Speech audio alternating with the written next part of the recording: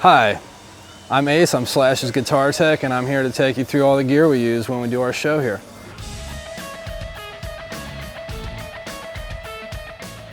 First, we'll start with the beginning of our signal chain, which would be Slash, who's not here right now. That's where all the tone comes from. All this shit is just to capture it and try and get it out of the speaker so everyone can hear all the beautiful stuff going in his head. Pretty much our main guitars right now are these Slash AFD guitars. They're replicas of a Les Paul that he used on the Appetite for Destruction album and every album since then. He actually used the original guitar on the last album, but we keep it safely put away, and we use copies Gibson makes for us that are awesome guitars in their own right.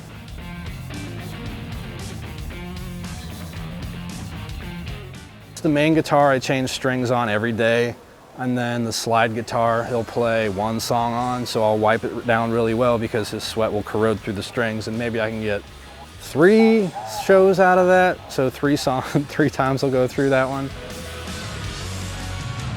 We usually keep around 160, 170 guitars, which is a lot, but not a world record. I mean, he's not really a collector. We don't go looking for guitars. I go looking for guitars when we're on tour. I'm more of a collector than he is.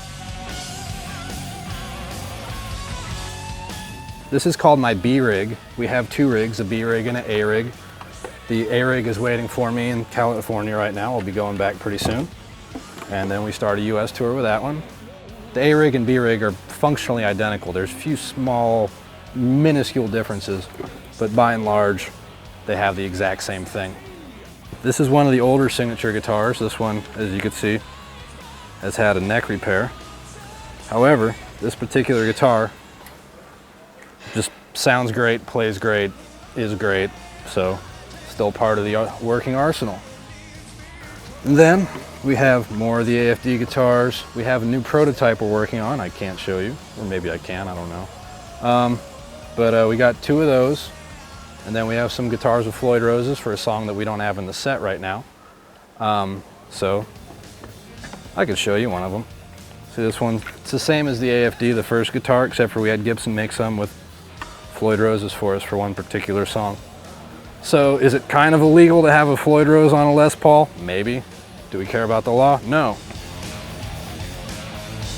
After that, the next thing that comes into our signal chain goes through a cable into our wah. I have another one taped down to the stage out there. This is my spare. And this is our new signature wah. Dunlop just came out with these this last spring. Works great, sounds great, and it has the sweep Slash is looking for. And it's just a good all-around basic wah.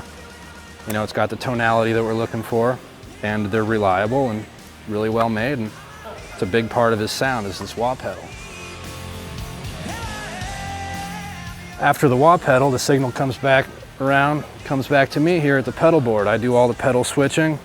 I take care of everything besides the wah.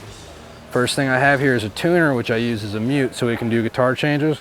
Sometimes I use a tuner, sometimes I use an AB box. I'm having some custom pedals made up that'll do the same job. So, you know, that part changes. Next in the signal chain, we've got, here's my boost. We use this a lot anytime we hit a solo. In a couple different parts in the song, I'll hit that. What that does is it gives them 12 decibels of boost, which brings the signal up, puts them forward in the mix, and gives them a little bit more gain out of the amplifiers to get a little more sustain and a little bit more grit out of them. Next we have the Phase 90. This is made popular by Van Halen, like that Panama sound. That we use it a little bit here and there, actually only in one part of the set right now. So that's an effect that I hit very rarely, and you know, it's got a kind of an interesting color to it. Next we have, this is another one of our signature pedals. This is the Octave Fuzz. I have a piece of tape on my settings over it. This is a new Dunlop pedal they just came out with us, in addition to the wah that they both came out this spring.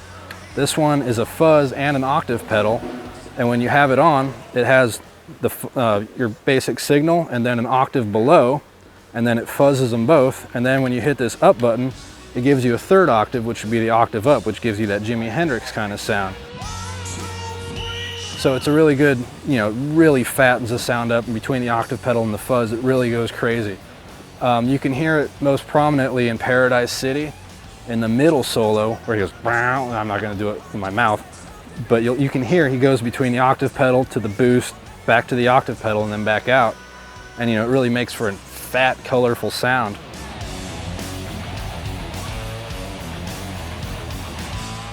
Then we have a tremolo pedal.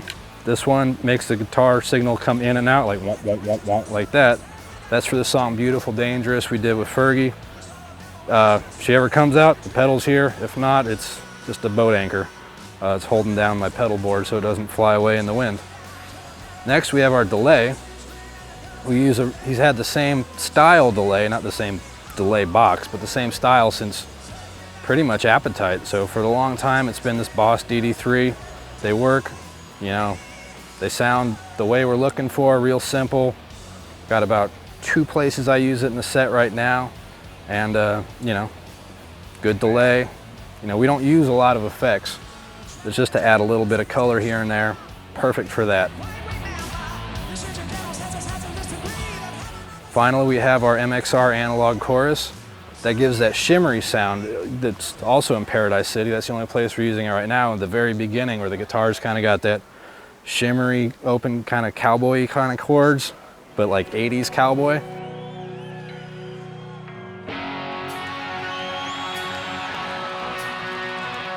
After the chorus pedal, it runs back out. I have a little custom audio electronic splitter underneath the board, which you can't see. Real boring. 1 in, 2 outs. Simple as that. With a little bit of line buffer in there, just to add a little bit more signal in, because all these things kind of, you know, you run your guitar through that much stuff, you got to put a little bit back in just because you're running through so many circuits. And then that splits it, sends it out into my 2 heads.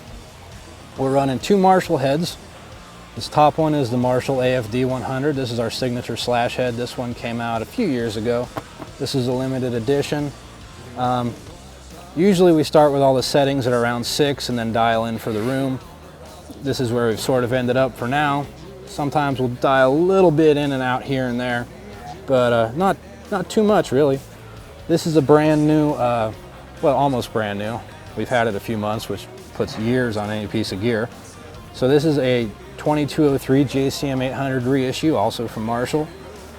We changed out the tubes in this for 6550s. Other than that, it's a stock like you'd buy one out of the box. You know, if you were to put the 6550s in it, you'd have to rebias it, but that's not that much work.